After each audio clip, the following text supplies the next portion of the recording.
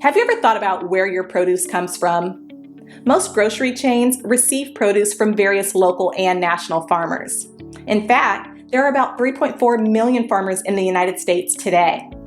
But of that staggering number, only 45,000 are Black farmers. At the Better Buggy, we are a proud group of Atlanta-based Black-owned farmers, selling produce locally and nationwide. Our easy-to-navigate online platform makes it easy for you to make a one-time purchase or to simplify your life by subscribing to our weekly produce box. Whichever frequency you choose, you can order with confidence, knowing you'll receive 100% organic farm-fresh produce. If you're looking for a thoughtful gift for a loved one that they'd actually find useful, be sure to pop by our online store where you can snag a gift card your recipient can use to order their own produce and t-shirts. Ready to start supporting local Black-owned farms and making healthier food decisions? Visit thebetterbuggy.com now to start shopping. Over the past few years, I did videos on how hard it's been for police recruiting across the country, but it has gotten exceptionally worse since the killing of George Floyd. So this came out in the New York Post, June 11th, 2021. Law enforcement struggles to recruit since killing of George Floyd. Well, I say you pretty much did it to yourself. Law enforcement agencies across the country experience a wave of retirements and departures and are struggling to recruit the next generation of police officers in the year since George Floyd was killed by Derek Chauvin. And amid the national reckoning on police communities are questioning who should become a police officer today. Mass protest and call for, all kinds of calls for police reform or defunding the police, as well as the pandemic, took their toll on the police morale, which you never had. The rate of recruitment at some departments rose 45% compared with the previous year, according to new research on nearly 200 law enforcement agencies conducted by the Washington-based Police Executive Research Forum and it's provided to the Associated Press. At the same time, hiring slowed by 5%, the group found. The wave come from local lawmakers have pledged to enact reforms, such as ending policies that give officers immunity for their actions while on duty. They're talking about qualified immunity. And say that the commitment to reshape policing in the 21st century and recruiters are increasingly looking for a different kind of recruit to join the embattled departments. Well, the problem is y'all keep talking about police reform and then absolutely nothing changes out on the street. The policing never change. I think you're only using those terms just to pacify people, but you really truly don't want things to change because it wouldn't take this long to change. And then, oh, well, it's complicated. Well, the longer you wait, won't that be complicated too? No, none of you are doing anything. The politicians are doing nothing, and policing, they damn sure ain't gonna change nothing that they're doing. A year ago, a candidate qualifications might be centered around his brawn. Now, police departments say they are seeking recruits who can use their brain. Oh, so you're admitting your cops don't have brains that are out here on the street. I can go with that. Okay. And they want those future officers to represent their communities. Well, I tell you what, Black officers should be patrolling the Black community. White officers, y'all need to get out. For real. You're doing the same policing that you were doing back during chattel slavery. Just kill us and continue to get away with it. That's really why many of you want to be in the force anyway. You want to be in the Black community, and there is no consequences for you harming people that are minding their own business. Days of old, you wanted someone who actually had the strength to be more physical.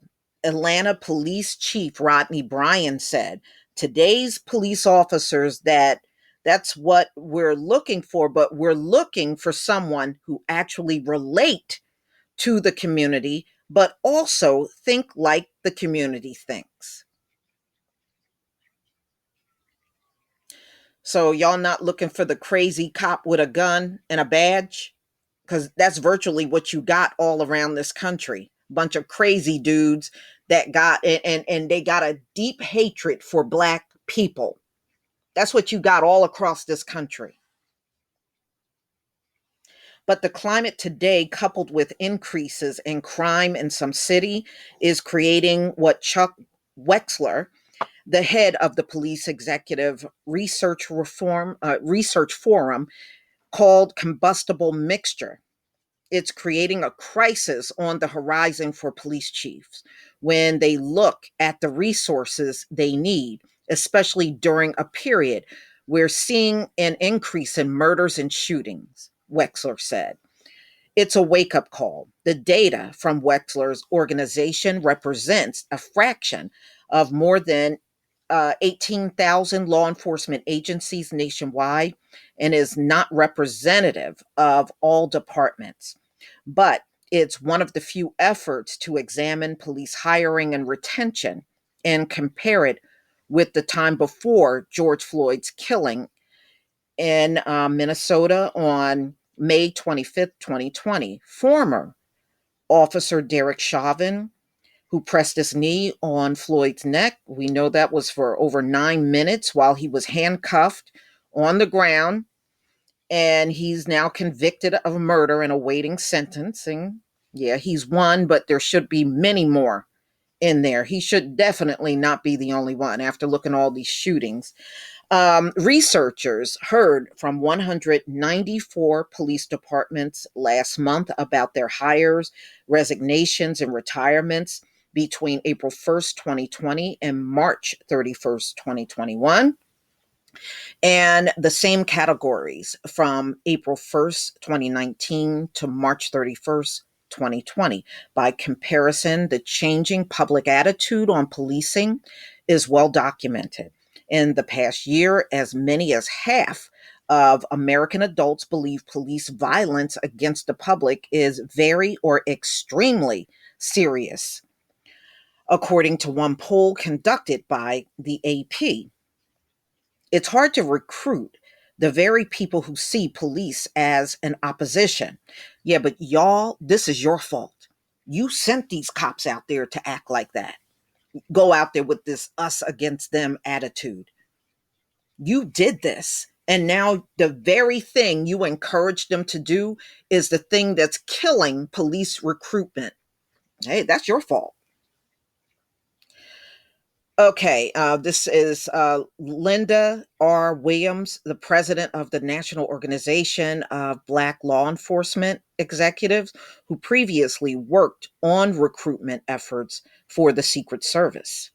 Brian knows firsthand in the weeks after Floyd's death, a white officer, Garrett Rolfe, shot and killed Rashawn Brooks, a black man, in a parking lot.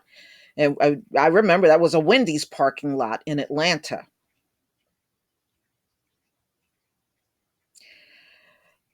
Quick succession, Rolfe was fired, the chief resigned, and the local district attorney announced charges, including felony murder against Rolfe. Rare step in police shootings. Some police left the force, which currently has about 1,560 officers. About 63% of the force is Black and 29% white, 5% Latino. Then came the blue flu, when a high number of police officers called out sick in protest of Bryan, when the department interim chief acknowledged that it had occurred in Atlanta after Roth was charged. Some are angry, some are fearful, some are confused on what to do in this space. Some may feel a bit abandoned, Brian said last summer in an interview. Okay, well, I don't care about how they feel. They go out here and murder every day. So just know, ladies and gentlemen, they are not having an easy time recruiting. Many of them are having a hell of a time. So in this case, I ain't mad at nobody that don't want to be a cop. I ain't mad at you. I clearly understand. So just know this situation got far worse. It was already bad, but it's far worse now that, people have that image of George Floyd being murdered out on the street. Now it's taking its toll on police departments around the country, but not so much of a toll where they haven't stopped killing people in the Black community. They sure got enough to go out there and do that, don't they? Please leave your comment and subscribe. Don't forget to hit on the notification bell, and I'll see you on the next video. Peace, family.